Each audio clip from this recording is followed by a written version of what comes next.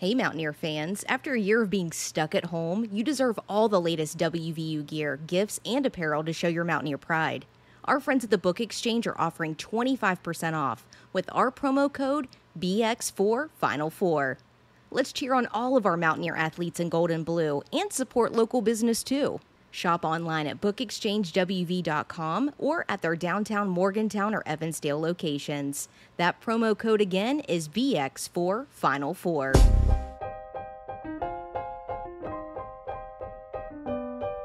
Recorded live in Morgantown, West by God, Virginia, and across the world, with your hosts, Kevin Jones, John Flowers, and our lovely co-host, Ashley. This is the Final Fourcast podcast. Welcome to another episode of the Final Fourcast featuring me, one of your co-hosts, Kevin Jones. Got my boy Jay Flo with me. Oh, what's going on? The best real estate agent on the planet, basketball player in Uruguay, model, businessman. I'm here. What's going on? What up? We got our lovely co-host Ashley. That's me. Got our trusty intern Ethan. What's good? What up? Super producer Dave. Hello. What up? And a very, very, very special guest, Mr. Oliver. Very, very special. Yo, Dave was honest about this, guys. He's never been honest about guests before. Like, listen, Dave's about to have a heart attack. It's the first time for everybody. It's crazy. This is big stuff right here. Listen, this man was in charge of the XFL, so I don't want to mess with this guy. He sent about 10 text messages since he booked you when was that? Friday? It's like, be on time. Well, we could talk about this. Let's be honest. Like, there are punctual guests in the world, and then there are all of us who are always late all the time. I was like, let's make sure we're here on time. And what? We were all on time, and the guest was on time. This is true. Getting us together is no easy task. Well, one of the underappreciated things about playing a sport in college is you learn how to be on time, right? Because you don't want to be late. I mean, you're either on the treadmill or you're running the stadium steps. So punctuality, I think, is like one of those things that just comes naturally because you don't want to be late. Fact. That's a fact. Well, Mr. Oliver Luck, it's a pleasure to have you on our show finally. We appreciate you taking some time out of your schedule to come on the show for us. So really appreciate that. So a question, just a personal question I just always wanted to ask you. So, your son is Andrew Luck. So why couldn't you get him here to quarterback for WVU? I just always wanted to know that. The fans want to know that, I'm sure. Great question. Just get that out the way. That's a good question. I mean, he graduated from high school in 2008, I think. In Houston, right? We were living in Houston, and he was recruited pretty heavily. I got 4 kids, and I let all 4 kids make their own college decision. You know what I mean? I said, hey, it's up to you where you want to go. No pressure to go to any particular school. He'd been to Morgantown numerous times. In fact, he'd actually lived there as an infant, a toddler, I should say, for a while. It's hard to argue with Stanford, and what they did, and the academics out there, and Jim Harbaugh, who had just become the head coach, and Harbaugh himself was an NFL quarterback, yada, yada, yada. So, ultimately it was his decision. I think it was probably the right decision at the end of the day. He did it was interesting, on his bye weeks, because he was playing for Indianapolis, of course, he would, drive over to Morgantown and come sit with me and watch a game or two. So, he followed the team pretty closely, but, it was his call where he goes to college. I'm sure, like your mom and dad, right? Your parents, I'm sure, said, Kevin or John, it's your call where you go to school, No doubt. Were we on his list? Yeah, that's all I wanted to know, really. Well, he only took a couple of visits. He had been to Morgantown numerous times, so he didn't take an official visit. I think he went up to Purdue because they had a history of a bunch of good quarterbacks coming out of that school, Drew Brees and others. And then I trying to think where else he took a trip, maybe Northwestern, but it was too cold in Chicago. And you also can't complain about the weather in California. It's nice. Yeah. So that's a no, John. If you, Yes, no, John. Short answer, no. I guess Pat White and Noel and them didn't show him a good time on his unofficial visit, man. Could have linked up with Kevin Jones. He would have showed him a hell of a time. Nah, you were the go-to guy. Visit.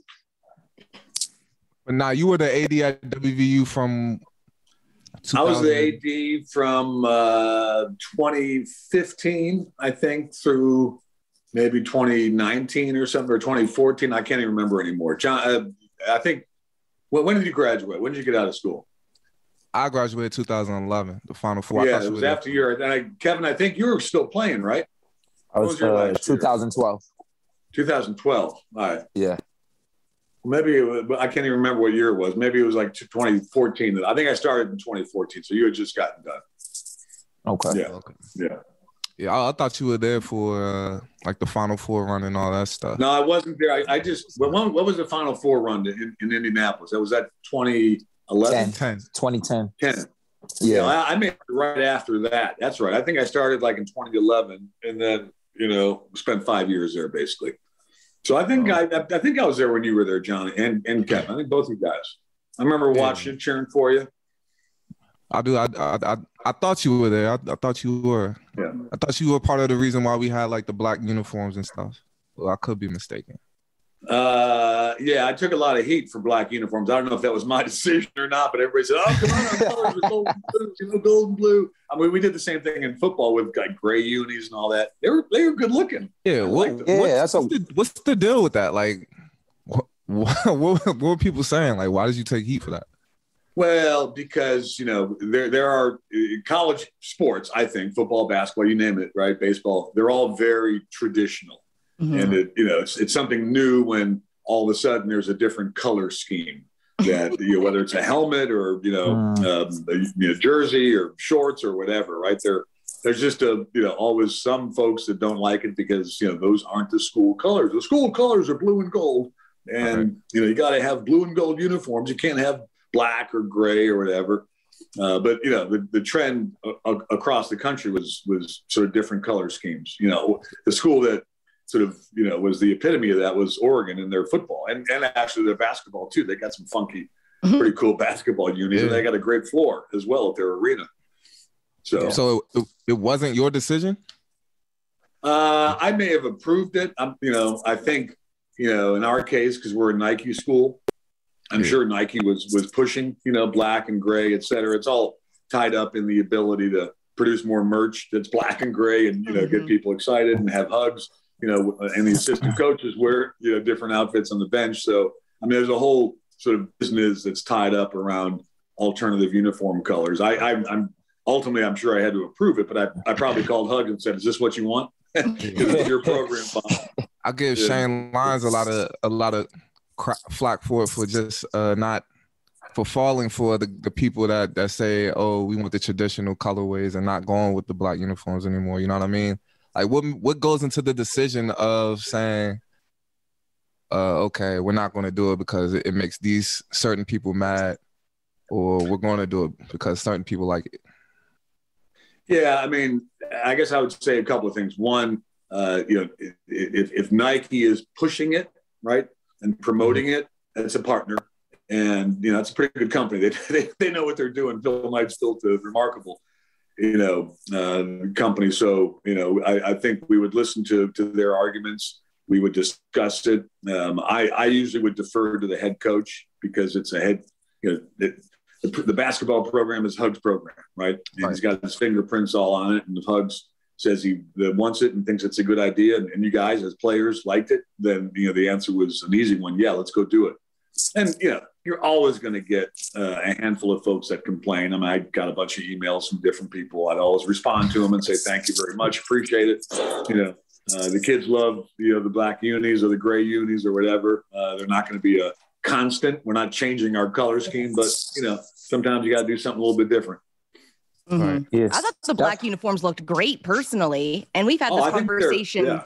numerous times where KJ and John said we played better in those black uniforms because it felt aggressive, Yeah, it did. Yeah, well, that's a good point. It'd be fun to go back and do a correlation of black uniforms or gray uniforms and the performance of the team, versus the regular blue and gold, et cetera. So, anything new, particularly in college sports, because it's so traditional, anything new will cause a few people to get, bent out of shape. But that's all right. That's part of the drill. I mean, I got the same thing when you guys, I think, were students there, and maybe you did this, but when we started selling beer at the stadium, the football stadium, and at the Coliseum, people loved it because they could go buy a beer for $10 and the university was making a little bit of money. But, we got a lot of people that complained and said, oh, we shouldn't promote alcohol or beer sales at a college, blah, blah, blah. Really? I mean, that's just part of the drill. Wow. Well, we have you to thank for that, Oliver. Thank you for bringing beer into the stadium and Coliseum. Thanks for being progressive on all fronts. We appreciate this. Most people, I mean, John, you and KJ know this, right? There's no pro teams in West Virginia. And if you're, living in the northern part of the state, you probably go up to Pittsburgh to watch the Pirates or the Steelers. If you live in the Panhandle, you probably go down and watch the Washington football team or the Baltimore. The Washington Wizards or baseball. Right? People get used to those things that are at pro sports, and because I always viewed WVU as quote unquote the pro team in West Virginia. We wanted to do those types of things that professional sports fans get accustomed to, and one of those is buying a beer. Right? It's and we actually had. You guys may remember this, but we actually had a decrease in the number of incidents involving, drunk fans because they weren't going out at halftime and chugging a bottle of Jack or something, which can really cause problems. They stay in it for halftime and buy a beer at $8 or $9 or whatever it cost. And it was good for the university. It was good for public safety, if you will, so. I'm surprised it took that long to pass that, just getting beer, just because it brought in more revenue. We played, I don't know if you follow our alumni basketball team, West Virginia. We played in VCU, and they said that, the TBT said that they ran out of beer because WVU fans were there, and they just Well, that doesn't surprise me. I have followed your alumni team. That doesn't surprise me. We set a record. If you remember this, we guys in school when we played LSU, I think it was like the second or third. I was. Yeah. I think I was. So we played at LSU, and those people just like drive up in their RVs and park in the Coliseum lot, and they're there all week. It's unbelievable. We set a record for beer sales. Right. And there's only let's say 5,000 LSU fans there, but they contributed to massive sales for that particular game. Yeah, that's crazy. But you said one thing I want to ask you about, like you work closely with the coaches as the AD. You work closely with the coaches. You normally, it seems like your leading method with that is working with them and not still telling them what they can and cannot do. Have you ever had to step in and be like, Hugs, hey, I don't know about this where you have to wear a suit or something like that, that magnitude, you know what I mean? Yeah, so I always took the approach that, a head coach really is, control of his or her team, right? Nikki Izzo Brown knows more about women's soccer than I'll ever know, more about, the coaching staff that she needs or, the kids that she's recruiting. Same thing with, Hugs or Randy Mazey or Neil Brown or anybody, right? They know more about their sport and what it takes to be successful. So that doesn't mean that, that an AD isn't involved. He might sit down and say, hey, coach, we're not scoring any points. I mean, we're not hitting our free throws or we're not, we're awful in the red zone, right? And who's responsible for that? You got to maybe think about your assistants and do we need to do something different? You don't want to force things, but you want to raise, sort of the obvious issues with a coach. And that's not just in terms of the sport performance, that could be off the field as well. Hey, head football coach Neil Brown, we got 30 guys that got in trouble this past year on the football team. That's like a third of the roster. Something's wrong. There's lack of discipline, whatever. I'm just making that up as an example. There's not 30 guys on the football team that are in trouble. Yeah. Are there 30 guys on the actual football team right now? because everybody's transferring. So I don't even know if there's 30 people left on the team right now. Well, KJ, that's an interesting point. It might be, hey, coach, you got 25 guys in the portal. That's higher than any other school. I'm making this up. I'm not using this as an actual example, but or academics, right? You want to make sure. Coach Maisie in the baseball team, 6 of your guys flunked out. That's not appropriate. We got to do a better job. Why is that? And then you dig in. So, you have to be prepared to ask the tough questions, but ultimately, I would defer typically to a head coach because he or she knows what's going on in their program. I mean, and when, Hugs had a bad year one season when I was the athletic director, pretty bad year. And I remember KJ, I think that was KJ's senior year. Terrible. It wasn't. It was the year after. It crumbled. Everything crumbled. Anyway, anyway, you guys may remember Hug said, "I'm going to fix this," and he did. He fixed it, right? He had taken his eye off recruiting or whatever, and he came back with a vengeance, and we got to kind of roll back into being one of the better teams in the country. So, it's a lot. It's human management, just like a coach coaching a player. AD has to sometimes coach, his or her coaches. Help spread the word about our podcast. Leave us a review and tell a friend. I want to transition into this because this is honestly why Oliver's with us today. And also we've been talking a lot about being progressive. Things changed. The landscape has changed a lot in college sports, obviously, especially these past couple of years with NIL deals, which we should thank for starting this Country Roads Trust, which is helping our players be able to get these NIL contracts. And it's funny, too, because earlier we mentioned how some people get upset over things. NIL really had people shook. Oh, yeah. Like, is this going to change things? Are we even going to be able to get players in West Virginia because we don't have a lot of business money to hand out? So I want to know how you came up with this trust idea and how you're enacting it. What is the trust idea, actually? Great question. Yeah, go ahead, John. No, well, I need to know what it actually is. Like, for the people that don't know exactly what it is. All right, so I'll give you like the origin story, if I will. So I think you're all familiar that there have been lawsuits that have gone all the way up to the Supreme Court. There have been a lot of states that have passed bills. That hasn't happened in West Virginia, but it's happened in California and Texas and Florida and you name it.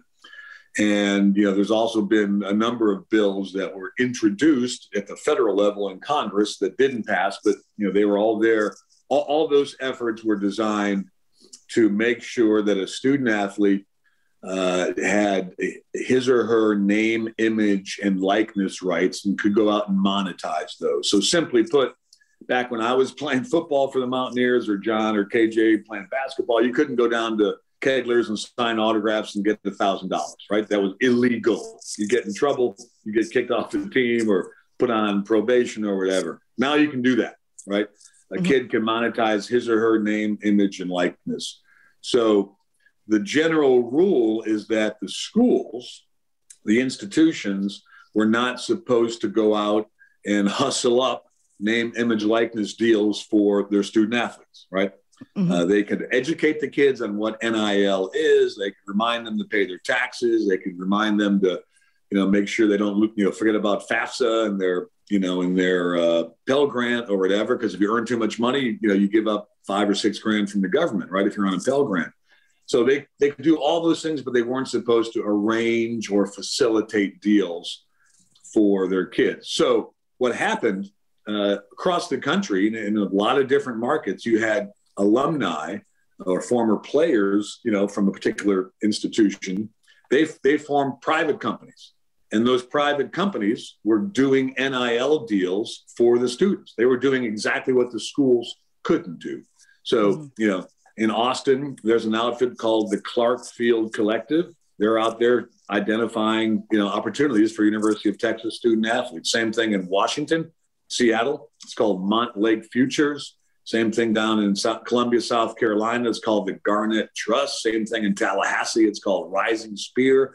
Same thing in Gainesville. It's called the Gator Collective. So they're private companies unrelated to the athletic department or the university. And their job is to go out and find deals and then, share those deals with the students. So, Ken Kendrick, to get very specific on Country Roads Trust, about a month ago, Ken Kendrick, who's an alumnus, graduated back in the 60s, has done extraordinarily well in business. He, owns the Arizona Diamondbacks, founded a number of, banks and software companies, very smart guy. He called me up and he said, "Hey, Oliver, I'm worried that, WVU student athletes, because it's not a big corporate state, right? That WVU athletes might get left behind. You won't have the same opportunities as a kid who's going to the University of Texas or Indiana or Michigan or Ohio State or whatever." So he asked if I'd be interested in helping him put together an entity, which we did. So Country Roads Trust is an LLC, limited liability corporation. It's chartered in the state of West Virginia. All the documentation, all the filings, et cetera, are, in order. And this entity will do a couple of things. It'll solicit donations from, wealthy Mountaineer fans. It will go out and find NIL deals for kids, whether it's car dealership or banks or, you name it. Any company that thinks it can use a Mountaineer athlete in its promotion, services or product. And then it will also, at some point, begin to sort of build a retail business where, Joe Mountaineer fan living in, Clarksburg can spend $5 a month and get, a podcast from the starting quarterback or a podcast from the star point guard or, forward on the women's soccer team, sort of insider information, because we can pay the students to do podcasts now, right? We can pay the students to write a story about, the game last Saturday and, why the last, second field goal went through and all that kind of stuff. It's a whole different world, right? John, we couldn't have paid you if you were doing a podcast when you were a student, but now we can pay these kids. So that third sort of vertical that we are thinking about is a sort of retail business, where somebody can pay $5, $6, $10, whatever, and get access to merch, autographs, game worn, items, podcasts, interviews, right? You name it. So basically, the point of this company is to provide as much revenue as we can to WVU student athletes, not just men's basketball or football. Those are clearly the two, most popular sports, but, all across the line, right? To, people on the women's soccer team or the track team or whatever, we want to make sure they're part of this, sort of package, if you will, as well. Wow. I had a question to ask that you just brought that up. How do you allocate the money? Like, what percentages go where to what student athletes, or is it you finding specific athletes and they're getting the deals, or all the money is coming together and you spread it out that way? Yeah, it's a good question. The honest answer is we don't know yet. Okay. I mean, we really don't know yet. Seriously. I mean, on the one hand, the football and men's basketball drive the athletic department. That's where the bulk of tickets and, donors and all that stuff, TV revenue, coming in from the Big 12 or the NCAA, so clearly men's basketball and football will be sort of featured prominently, but, baseball is important. Women's track's important. The swim team's important. Wrestling, rifle team's our most successful team. Mm-hmm. When they win the national championship, that's pretty good. People feel proud, So the short answer is we don't know yet. We're going to have to sort of figure that out as we go. And that's the same problem that everybody is facing. And one of the reasons is, these collectives or these trusts really are independent companies. Ken Kendrick and I are the two sort of managers, if you will, of this company. We'll have a staff people that are starting actually this upcoming week to run the day-to-day operations. But, we're independent of the athletic department. So it's not as if Hugs can call up and say, hey, I got, Kevin Jones needs a car. His car broke down and he can't afford to get around town or whatever. So, we'll have to see how that all plays out. But the bottom line is every cent, right? Every penny will be going to athletes. We just don't know exactly how that's going to be sort of broken up. Oh, wow. So the trust doesn't make any compensation off of this? No. So, imagine the trust goes out and finds a bank, right? Mm-hmm. And that bank wants to hire a Mountaineer athlete for $5,000 over the course of a month, to talk about financial literacy for college graduates. Mm-hmm. And if the bank is saying, we've got $5,000, this is what we want to do, they would, send that $5,000 to the trust, and we would send that $5,000 to whatever student is chosen, to sort of do that, right? So we don't want to. We're not taking a cut. We will have overhead, but we believe that donations from, quite honestly, affluent donors can cover our overhead. It'll be pretty modest. We'll have probably 3 full-time employees, but we have to do the W-9s, right? Because every student now becomes an independent contractor. Mm-hmm. And, if you're making $5,000, you got to get a W-9, and, you probably got to file a tax return. In fact, not probably, you should file a tax return to the IRS. So, all those things have to be done. So we will have some overhead, but we think we can cover that overhead through donations from Mountaineer supporters. And then, we want to make sure that literally every penny of the deal goes back to the student. Nice. I love this because I was so afraid personally that we, like I said, at West Virginia, our athletes would get left behind and choose to go somewhere else. I love that you guys started this. I love it. Well, I mean, it is happening all across the country. It's a response to the NIL universe that started July 1.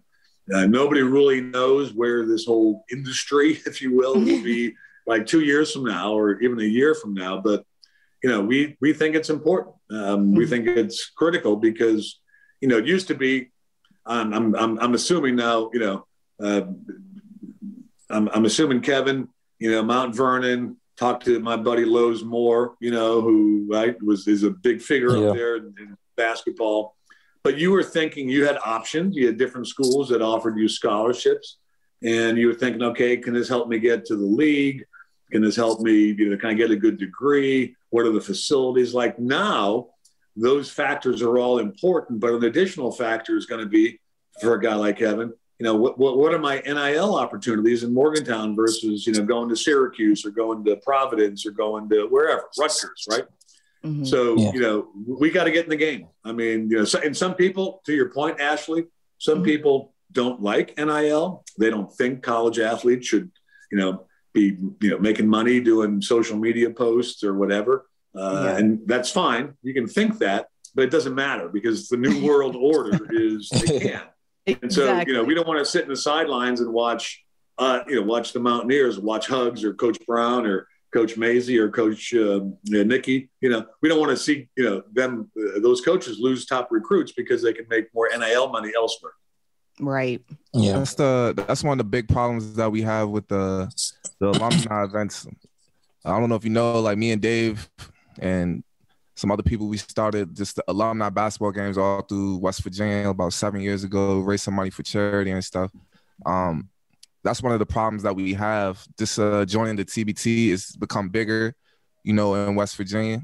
So we're now on a national stage in which we can play on ESPN and represent the school and the state at a national level. You know what I'm saying? That's one of the biggest problems that we have is just not being able to compete at an alumni level of raising money to be able to represent ourselves well, because like Ashley said, we don't have the big corporations and stuff like that. So I kind of worry about that too, as far as getting recruits to come here to a smaller market.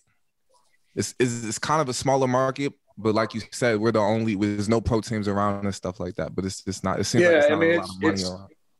Yeah, I mean, West Virginia is typically not a big corporate state. That's true. Right. But, people are passionate in the state, and around the borders as well. And there's also, a lot of very successful alumni outside of the state, living in DC or Texas or, Florida or wherever. Right. And it's critical to get those folks involved. Right. If you drive down, I don't know what it is, Van Boris Road or something in Morgantown, there's a couple of posters of, I think Taz, one of the basketball players. I think it's Taz. I don't know. But that poster was put up by an oil and gas company in Houston. But the guy who owns that company in Houston is a big Mountaineer fan. And he's using Taz to promote his oil and gas outfit. So, this entity, the trust, has to be creative like that, to identify companies, in the state, companies around the fringes of the state, but also Mountaineer alumni who own companies or run companies all over the country, in fact, all over the world, and make sure that they're aware of, how important it is to create these NIL opportunities. And it has to make sense for the company, right? Mm-hmm. Right. There has to be some kind of quid pro quo, some benefit that the bank or the car dealership or the restaurant, whatever, sees. Imagine the offensive line doing a deal with like the Tudor Biscuit Company or whatever they call it. Yeah. That'd be awesome, right? Yeah. You got 5 big dudes, right? Who probably go eat there all the time, So it's kind of matching, with as many of our student athletes as we can with as many companies as we can. Yeah. I have a quick question. I'm curious, is the university concerned with them maybe having to share the pot now a little bit? Because, they do the same thing with trying to get advertisers and sponsorships and things of that nature. Do you think that there's concern there for them? So that's a really good question. At this point, and not just in Morgantown, but, if you look across the country, because everybody's doing this, right? We're not unique in that sense. At this point, it doesn't seem like the traditional sponsorship business where, a bank is the official bank of West Virginia University athletics, and gets whatever benefit, gets signs at the stadium and, PR announcements at halftime and all that sort of stuff. It doesn't seem like that business has been hurt at all by this NIL business for students. So, I'll give you an example. There's a gym owner, an MMA gym owner down in Miami. He is a big University of Miami football fan. He is giving $5,000 to every football player per month, right, during the course of the season. And he wasn't that guy. That's a lot of money. Add it up, do the math. 85 scholarship football players. 6 months times $5,000. That's a good bit of money. But he wasn't part of the sponsorship group at the University of Miami. So this is sort of new money coming in. He didn't cannibalize any existing sponsorship deals. So up to this point, it doesn't seem to be at least a lot of cannibalization. That could change, of course, going forward. But at this point, I don't think the university is concerned about losing sort of sponsors. And keep in mind, the official sponsors can use the flying WV. That's the university's mark. The university owns that. It's the university's intellectual property. We can't, right, at this point. We have our own logo, Country Roads Trust.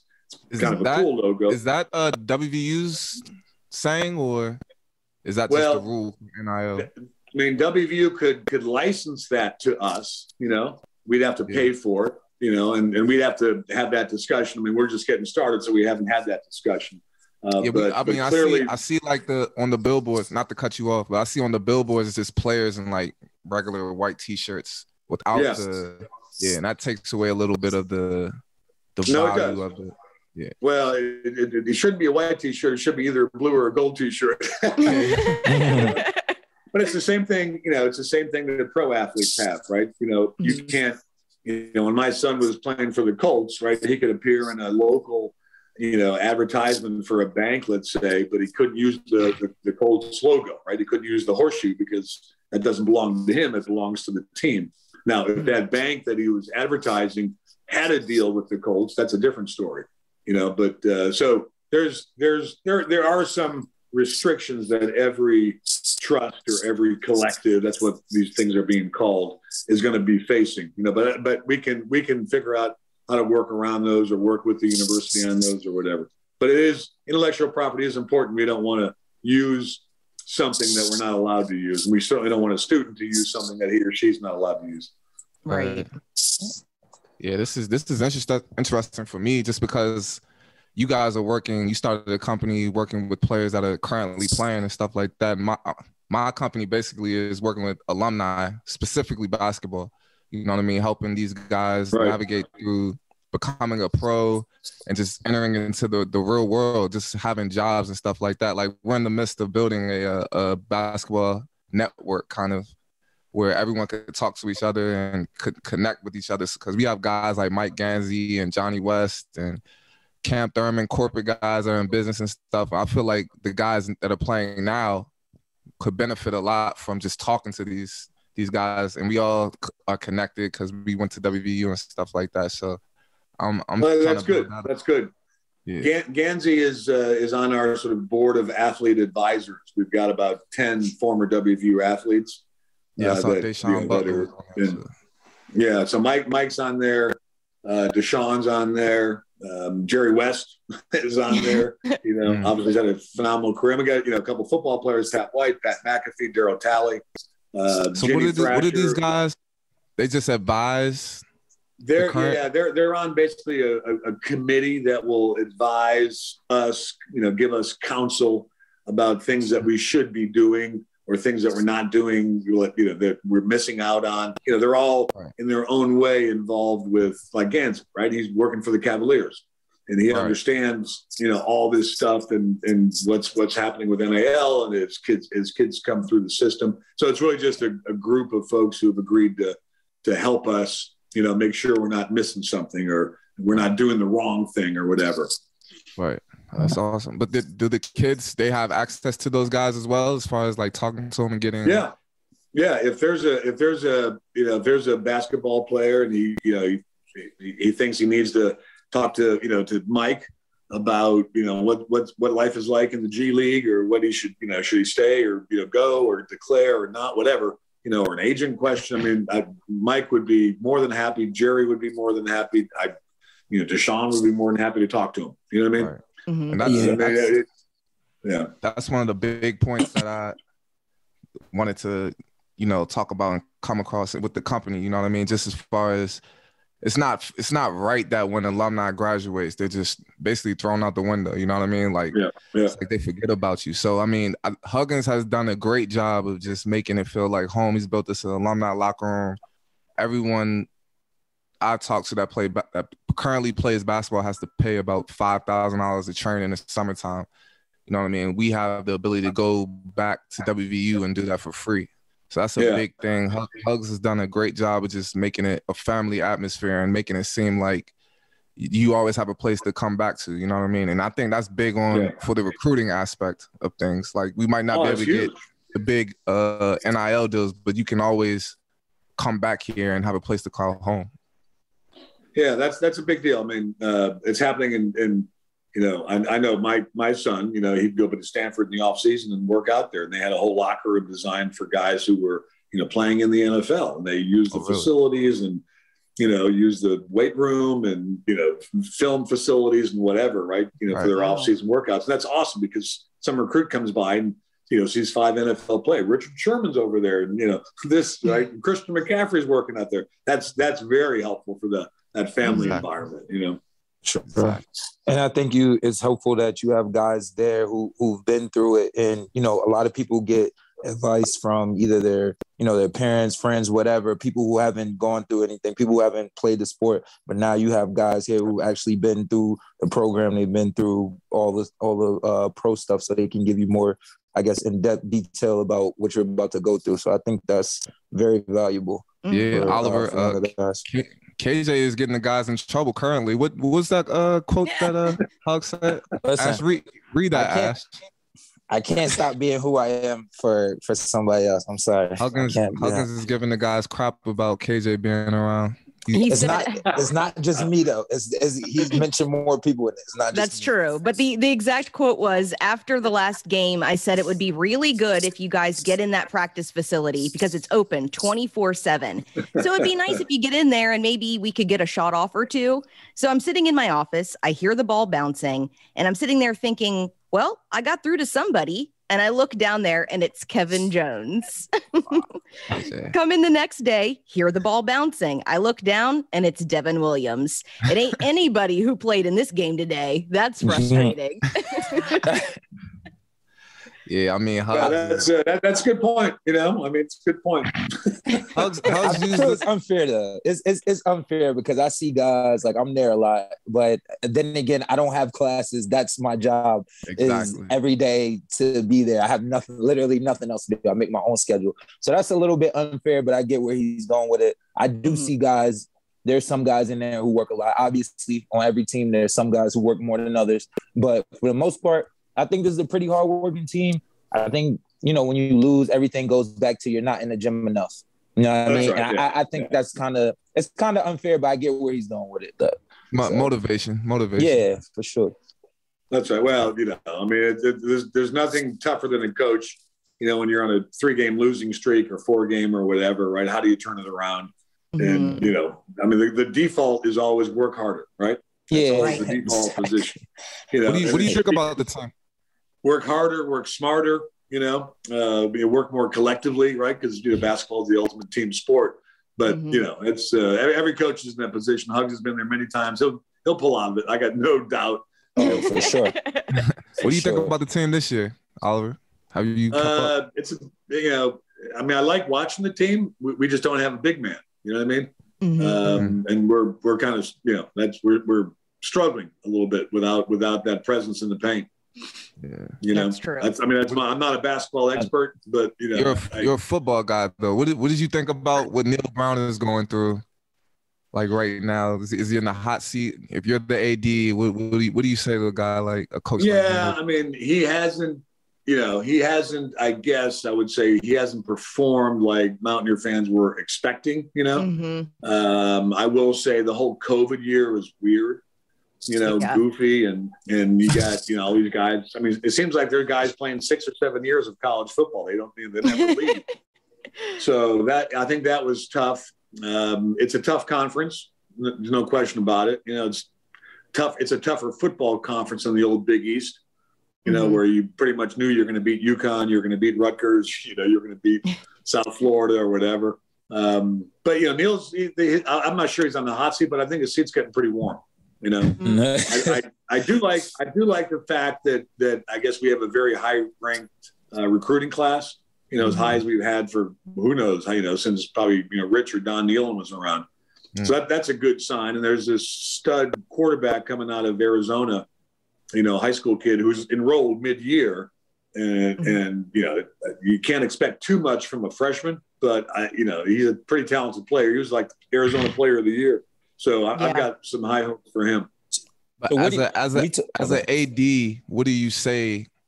You bring Neil Brown postseason, you bring him into the office. What do you say to him? You say, just keep working, just keep going forward, or hey. Well, I think it's clear what Shane said to him. I've got no personal knowledge of this, but just from observing the outside, right? Neil hired Graham Harrell, who had been the offensive coordinator at USC. Harrell was a great quarterback at Texas Tech, played for Mike Leach. He's an air raid guy.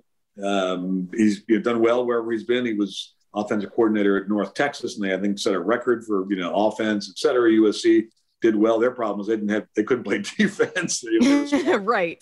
45, 50 points, but they were giving up 55 or 60 to other Pac-12 teams. So clearly, Neil wasn't happy with his offensive performance. He made a change. I'm sure he and Shane talked in depth about that. And that's what ADs do. They don't tell you to go hire this guy or that guy, but they tell you that, we got to score some more points. You can't win many games in the Big 12 with, by scoring 17 points. This isn't the NFL where you can be like yesterday's football games were all close. They were a field goal, right? Right. 19-16 or whatever it is, 17-14. And you can't win games in college like that. You got to be able to score, 25, 30 points at a minimum to have a chance to win. So, I think that's at least from the outside, I assume what the kind of conversation Shane had with his head coach. Yeah. Do you think this is going to change things a little bit? Because, obviously our defense plays well. That's clear. We don't let people score a whole lot. Now on the offensive side, do you think having Graham Harrell there is going to help this progress forward to get our offense on track finally? I do. I think he's an excellent offensive coordinator. He was a great player back in the day. He's been around some pretty good coaches. He's smart. I'm excited about it. I think he'll help us offensively in a big way. Plus, we had a complete turnover. If you think about it, there's going to be a new quarterback, whoever that is. There's going to be a new top running back, whoever that is. And there's going to be a new top receiver, whoever that is. Because, we lost Letty to the NFL. Jarrett transferred, and the other guy, Winston Wright? Winston Wright Jr. Yeah. Mm-hmm. Yeah, he transferred as well, or went into the portal. So I guess they could come back, but that's doubtful. Right. So there's going to be a brand new group. But my only hope is that, while we focus on quarterback and wide out and running back and all that, it's the big guys up front that make the difference, Mm-hmm. And I assume that Graham's going to be very sort of attentive to the offensive line, because that's what needs to be. Yeah. Yeah, because it hasn't been good. No, What'd you think about that game yesterday? Joe Burrow got sacked 9 times. 9 times. Wow. He won that game. That's completely unusual, right? Mm-hmm. We've got to clearly shore up our offensive line if we're going to expect to go out and score 30, 35 points a game. I mean, that's my belief, at least. We talked about this. We talked about this before on other shows. How fair of a timeline do you think it should be for a program to rebuild? Because obviously, when you get a new coach, like, you're rebuilding a program. Like, what is a fair amount of time to be like, okay, this guy isn't working out, or okay, let's just stick with him one more year? Like, is this the time, or do you think he deserves more? Neil Brown deserves more time. Well, I certainly expect that this is, because it's his 4th year, that's once you've gone through 4 years, and again, there was a COVID year, and we didn't play that many games that season. It was all kind of goofy, whatever. But once you've had 4 years, that means you've had a full recruiting cycle. And you can go out and get, and you can't expect 26 freshmen to be starters and play, right? You got to get some upperclassmen, et cetera. So I think that, you really start analyzing a coach after the 2nd year, and looking and seeing where the strengths are, where the weaknesses are. The portal has changed a lot, because you can basically, grab guys for a year. You couldn't do that, 5 years ago. You had to really build up a team. Don Nealon was sort of famous for having really good seasons every 4 or 5 years, because he had a bunch of 5th-year offensive linemen, who were 23 years old, big guys, played together, and they're all, that's much better than a bunch of 18-year-olds, right? As you guys would know. So I think you start analyzing it year 2, and then, certainly by year 4, you've got to see some real progress and real success. Or else, it's going to get dicey. Fans don't have a whole lot of patience either. No. Especially in WVU. Not our fans. Not. Nah. That's right. No, and they've got patience with guys like Huggs, because Huggs has done it, right? Mm-hmm. He's had a bad year or 2, but then he turns around and kicks tail and does very well. So, it's a little bit different for every coach, and sometimes a little bit different for every sport. But I think in football, particularly with the way things are going with NIL and portal and all that by end of year 3, year 4, you've got to be showing some progress. You really do. Mm-hmm. Yeah. What did you think about Jared Dougie? With your son being who he is, Andrew Luck. How does he compare to? Well, you compare those two. I don't want to. Every college kid's a little bit different in terms of how they're playing, what kind of offense they're playing in, et cetera. I mean, Jared had some nice moments. There were a couple of games where I thought he played really well. There's some games where he didn't do very well, right? Had happy feet, as my coaches used to say. In the pocket, Yes. Didn't have a good running game against certain teams, et cetera. So I don't want to criticize him. He went into the portal and he committed. Gotcha. I forget where. Western Kentucky. Yes. Yeah. WKU. That maybe is a good spot for him. I don't know. WKU plays pretty good football. They had a kid, a quarterback there that really lit it up. I think he was the CUSA Player of the Year. But I don't want to necessarily criticize Jared. I believe I had some games when I played where I looked like him on one of his worst days. Nah, I mean, I don't like how our fans are always on the quarterback's back like that. I think when you were the AD there, we had Skylar Howard, and I don't think anyone got it worse than he did. But yeah, Dougie Skylar got a lot of grief. Trickett, Clint played pretty well, and he was Clint Trickett was the ultimate overachiever. He weighed about 165 pounds. Was tough as get out, right, as you'd expect from a Trickett. There's a history of Trickett's dealing with WVU football. But fans are, it used to be you didn't boo high school kids or college kids. You could go boo your pro teams as much as you wanted, and it's all changing a little bit. Social media is probably partly responsible. I will say though, I'm excited about the incoming quarterback from Arizona, because we haven't had probably a top recruit like that for a while. And he's here early. He can go through spring ball. Who knows if he'll win the starting job, in the spring, but I'm excited to see him play. I'm kind of looking forward to that. Me too. Do you think teams are moving more away from actual high school recruiting than they are like the transfer portal? Because I mean, like you said, you got guys coming in that you only have to commit to for a year. And, especially if you're a struggling coach, you have a struggling team, that might be more seductive for you to get that guy out of the transfer portal than to try to get 4 years out of a high school guy. What do you think people are moving more towards that? I think that is happening. Yeah, I really do, because getting an experienced player out of the portal, if you can, it's a risk, right? Because you might not get him, but getting an experienced player, particularly a quarterback or a left tackle or a corner, right? Positions that are really hard to find in the college game. That's a quick fix, and that could really turn your team around.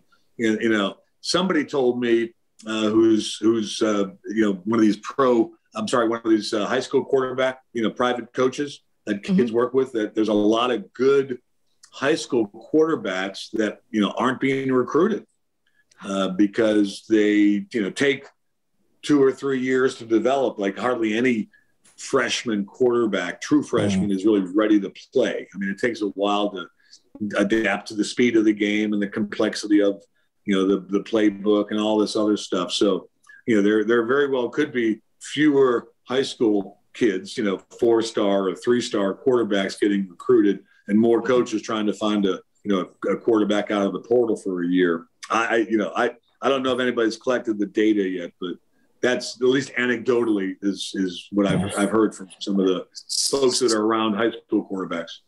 Wow. I just think everything nowadays is just like a quick fix. Nobody wants to be patient and wait. I think going through high school is like you're building a program rather than going through the portal and just trying to patch something up for a year, and then you go right back to being horrible again the next year after that, if it works out. So I feel like it's important to build a program and that starts with the recruiting. Particularly in football, where it's a physical game. I mean, listen, most 18-year-old freshmen, unless you're Herschel Walker, or Dan Marino, those guys played like, seniors when they were freshmen. That's an anomaly. That doesn't happen very often. Most guys needed at least a year to get in the weight room and understand the offense and what they're doing, and right. And I think the same probably is true in basketball. Maybe a little bit less so, but most football programs have been built. You have success with your second, third, fourth year guys, and you're just hoping that freshman will develop. And sometimes they don't develop, right? Sometimes they can't handle the academics or can't handle the intensity or whatever, and they peel off. But the portal, it has changed a lot. Just like NIL has changed, the portal has changed a lot too. Let us know you're listening. Follow us on Facebook, Instagram, and Twitter at Final Fourcast, or send us an email at finalfourcast@gmail.com. The business side of me, the businessman in me, has to ask you about the XFL. Yeah. So what did you see? It was a failing industry, right? Before you got it? Well, take the concept of spring football, right? And there have been a number of leagues over the years, going back to the, old WFL and the USFL and the old XFL back in 2000. I mean, it's, over 20 years ago. The league that we had, it got affected like 1 million businesses by COVID. We had to shut down because everything shut down. Our players didn't want to play. Our TV broadcasters, ESPN and Fox, didn't want to go broadcast the games because they were all worried about COVID. We couldn't have fans attend games, so we shut it down. Spring football can be successful. I'm convinced of that. It takes, somebody with a lot of money to do it. And the reason it can be successful is it's football. People love watching football. Yeah. I mean, the ratings yesterday for those two, playoff games, I'm sure the same thing will happen today for the two playoff games. They're through the roof. There are 20 million people, and hardly any television show, gathers, that kind of a rating. So people love watching football for whatever reason. Americans are and the football has to be good. It has to be a good quality. It doesn't need to be great. I mean, those two games yesterday weren't high scoring. I mean, the Niners won without scoring a touchdown, I think. Right? So wasn't that the problem with the XFL that Vince McMahon had? Like, the football just wasn't not entertaining. Like, the level of competition just wasn't good. It wasn't like authentic, right? I mean, you need to have authentic football. You need to have, players that played at the highest level in college. There's a lot of good players that aren't quite good enough for the NFL, just like there's a lot of good players, that aren't quite good enough for the NBA. Right. So you need to get the best players and the best coaches and have, competitive football. But we were selling 35, 40,000 tickets to some of these games because the football was good enough where people would say, yeah, I'll spend $20. They weren't spending, $200 like you do it in an NFL game, but they were spending $20 or $25 or whatever to go to a game.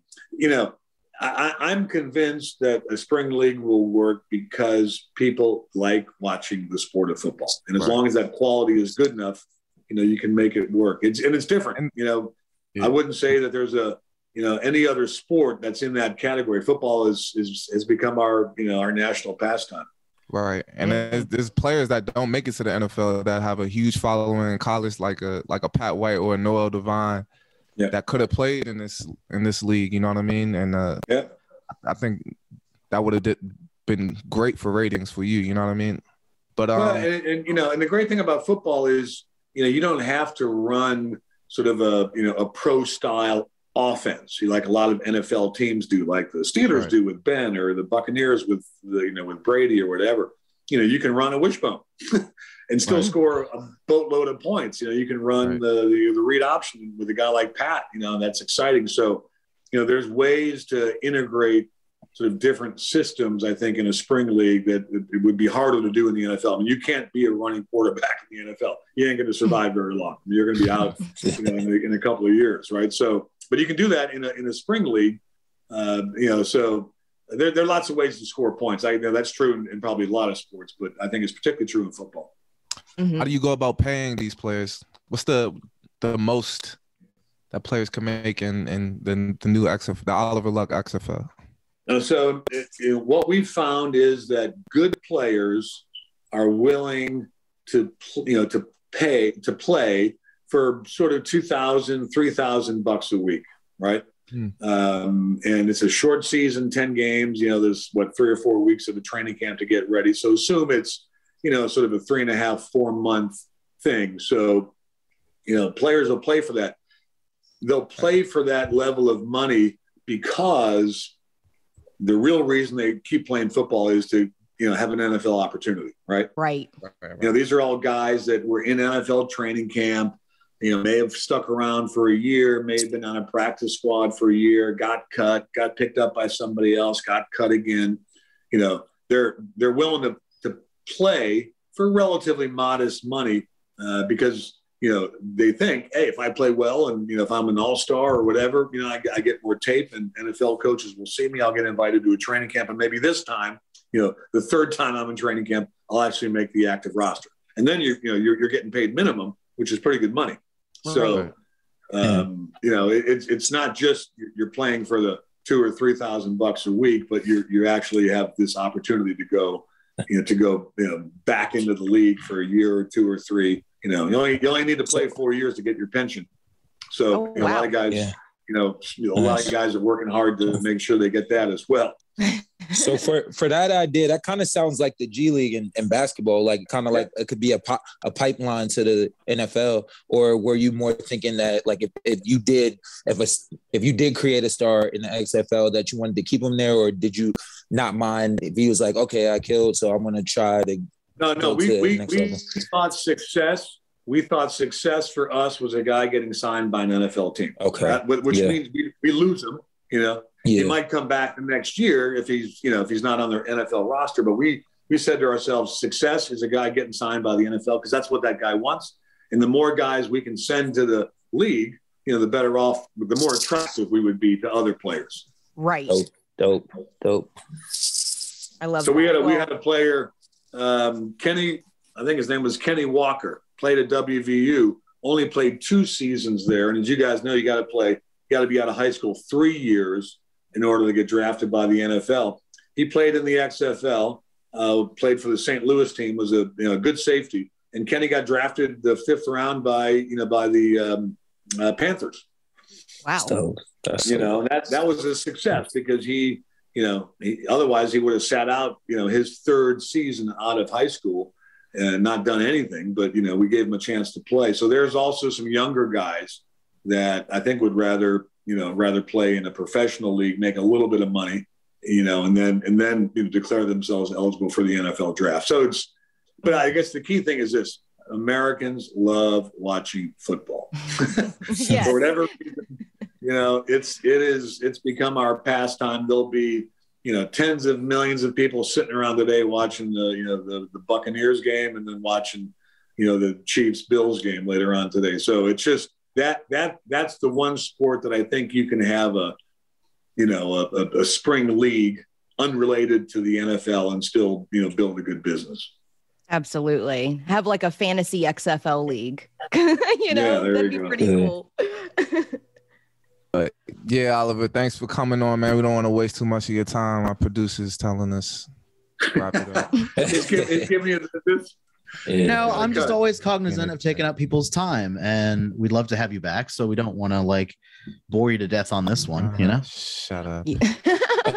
We definitely want to have you back, especially once the trust starts, really getting going. We'll get up and running. Yeah, we'll get up and running. I'll be happy to give you sort of updates on, not only where we are with Country Roads Trust, but sort of where the whole business is across the country, because it's, there's a lot happening that other people are doing that we're watching because we want to, learn from what others are doing, just like they're learning from us. But enjoyed being on. Thank you, John. Thank you, KJ, Ashley. No doubt. Thank you. No doubt. Oliver, I would love to just pick your brain in the meantime, as far as the business stuff goes, as far as sure. The alumni West Virginia stuff that we're trying to build in West Virginia as well. So I'll probably be bugging you on the side. Oh God. Feel free to do that. Feel free to do that. Help spread the word about our podcast. Leave us a review and tell a friend. That was another episode of the Final Fourcast featuring me, one of your co-hosts, Kevin Jones, my boy Jay Flo with me. I'm here. Appreciate y'all for listening. Yes, sir. Our lovely co-host, Ashley. That's me. Trusty intern, Ethan. Adios. Ethan's never sounded better than in this episode. I know. Really, you contributed a lot to it. And then hey, it's best if I just sit down and shut up. Ethan's helping me with the alumni network. Did you look at it, Ethan? Did you do anything yet? No, I have not. Good job. I had to get some stuff done yesterday. I got you. Don't worry about it. This is what he tells us with everything. We're like, hey, can you do this? He goes, I'll get to it later, and then never does. Not so trusty. I got you, John. You might have to go into the intern portal, Dave. Yeah. I'm entering my name. Please respect my decision. Respect my privacy at this time.